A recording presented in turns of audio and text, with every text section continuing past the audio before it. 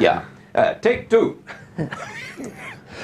The perfect library. What have people been saying to you? Well, in conjunction with the National Library Day, which was on Saturday, Libraries NI has launched a competition to try and find what our readers think is the perfect library.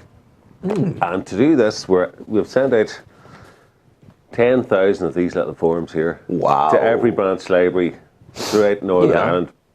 And basically, we want you to tell us, what is your favourite adult novel and why, in less than 50 words. Yeah. And then from this, we're going to try and form the perfect library. So you'll take the books, but this presupposes that library is only about books. Well, it's about more than that. Oh, absolutely, yes. But as you would see if you go down to Newry. This is just one part of this, and everybody who nominates their favourite, preferably an adult fiction book, will go into a prize draw and will win a copy of every single novel that makes the final cut in this perfect library. So they'll have their own instant library in their house. My goodness. And how's that going to happen? Is that electronically done? No. They're going to get hard copies. Hard copies of it? That's going to be a beautifully created hard copy. Yeah. Yeah, they'll have a copy of every book that makes the final cut. Yes. And even if you don't win it, you know that these books will always be available from your local library. Lovely. That is lovely. Has there been a big take-up on it so far? Well, it's only just started. It started on Saturday, but we're hoping... And did people, when they came into you, what did they say to you? Well, wow, what's this about? They were saying, oh yes, what's this here, Peter? Yeah. Oh yes, I know, I'll fill this in and I'll bring it back to you on Monday or Tuesday, whatever. Next time we'll be in. Isn't that great? Peter, it seems to me that you have been in the library since Adam was a boy. You know, you've been there a long time. Well, 23 years. Wow, straight out of school, obviously, yes? Well, university, yes. University, yeah. And was that your great longing to be a librarian? No, it was not. What did you want to do? I wasn't sure what I wanted to do. I wanted to be Where did you go to school? I went to Newry High School. Newry High, yeah. I definitely didn't want to be a librarian. Because I hardly ever read at school. I only read because I had to. Yeah. And that's the thing we've noticed as well. We've been asking certain media celebrities what their favourite novels are. And people like Brian Kennedy and from Newry, the four of us. Yeah. And Dana. Yes. On all the usual sports and people and actors. And quite a lot of them have been coming back with classics. Yes. And we're sort of thinking maybe because they read them at school, it seems to be whatever was your first favourite novel has gone into your head and that's formed part of the perfect library. So we don't necessarily want a list of 100 classics. No. We want modern day classics. Yeah.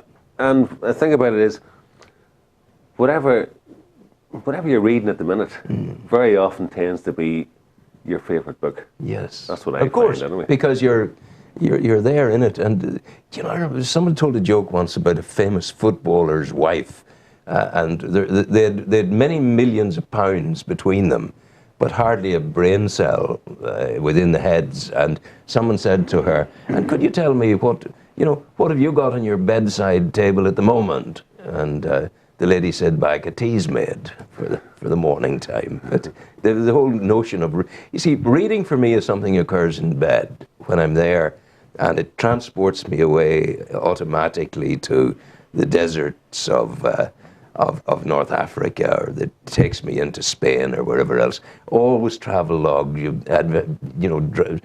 people doing things, people traveling, and the sitting, and especially if it's a proper linen-bound hardback book or leather hardback book, then you have a great deal of wonderment there in your hands. And the whole lot comes together. Can I just ask you, what is your favourite adult novel? I don't read novels. You don't read novels at all, no? No, because I find them a waste of time. Right. But I love reading about what people do. And for instance, my favourite book of all time, if you want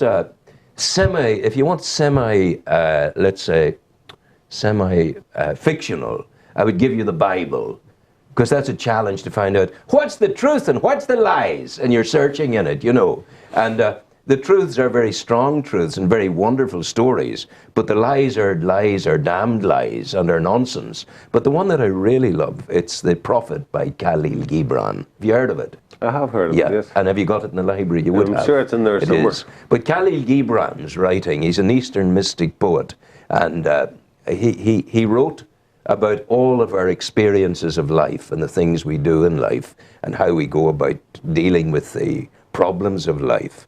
And he brings you to the cold face of hurt and of pleasure. And the cold face of hurt is what have you to say about death?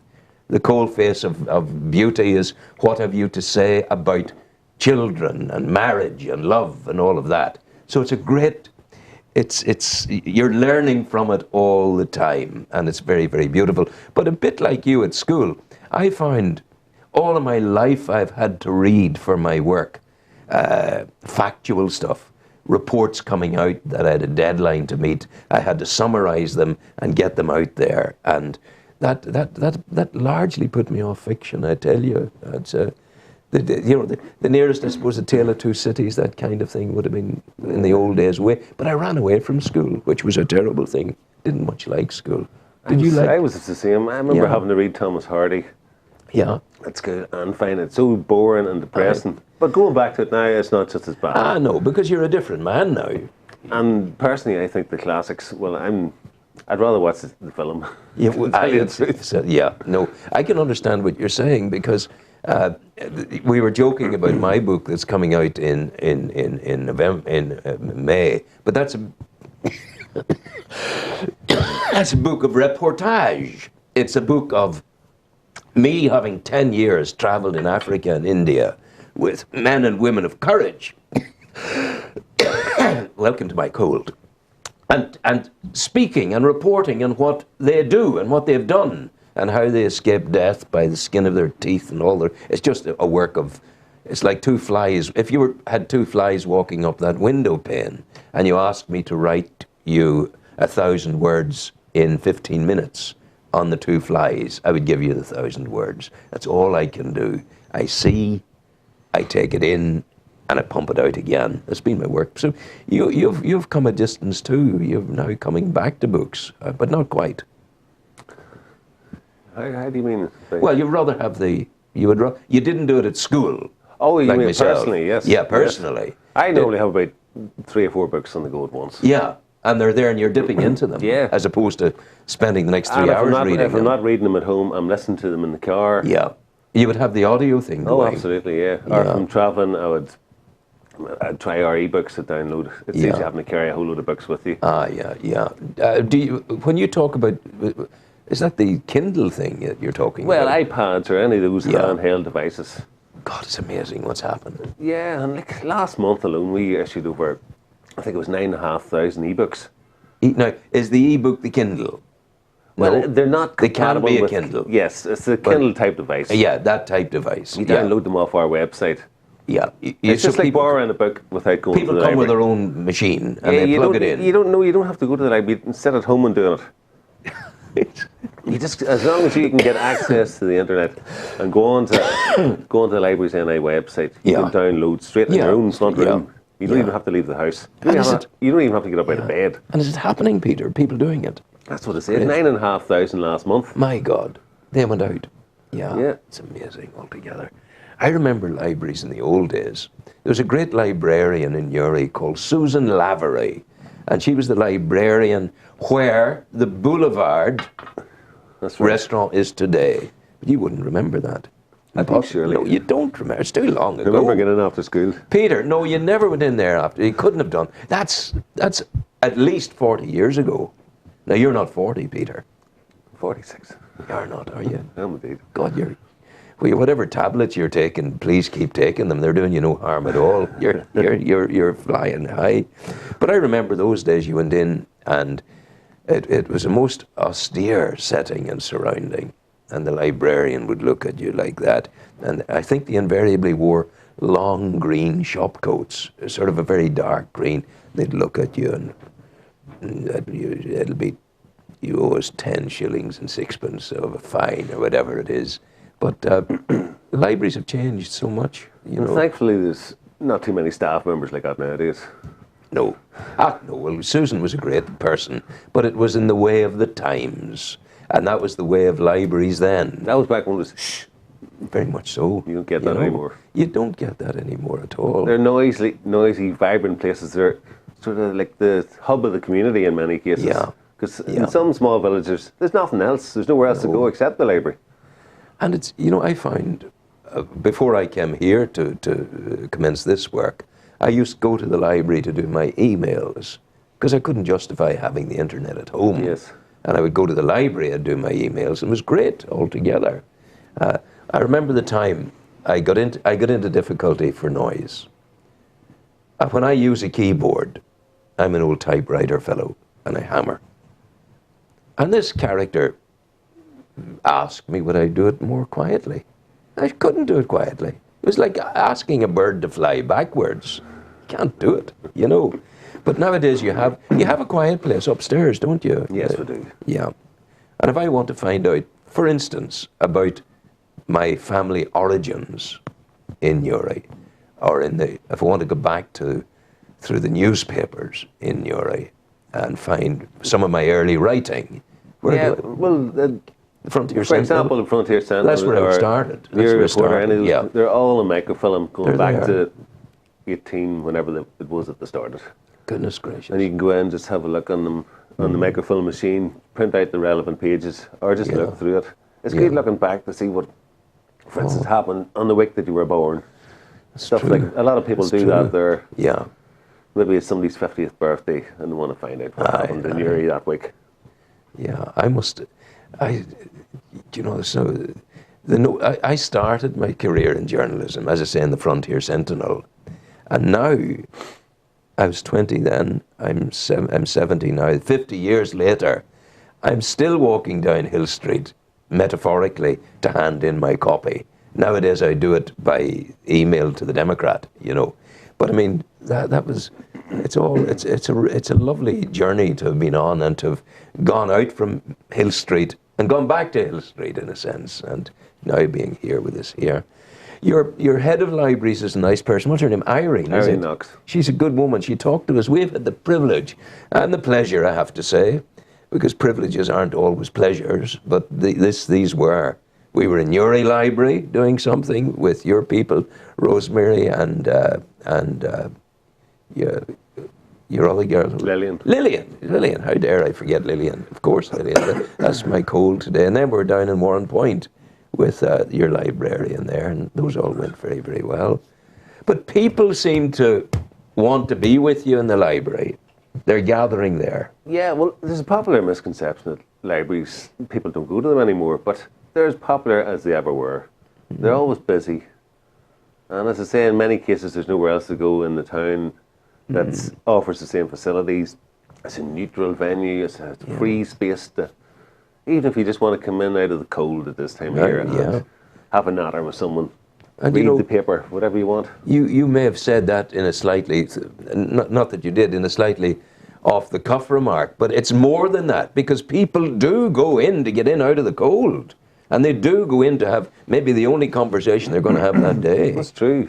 Which is a huge thing for library. But still, it's good to be able to offer that to someone. Is. And you do it beautifully and wonderfully. And all the foreign nationals that are over here, very often the library is the first port of call. Yeah. Because they can come in and contact homes and just arrived in Newry, everything's fine. Absolutely.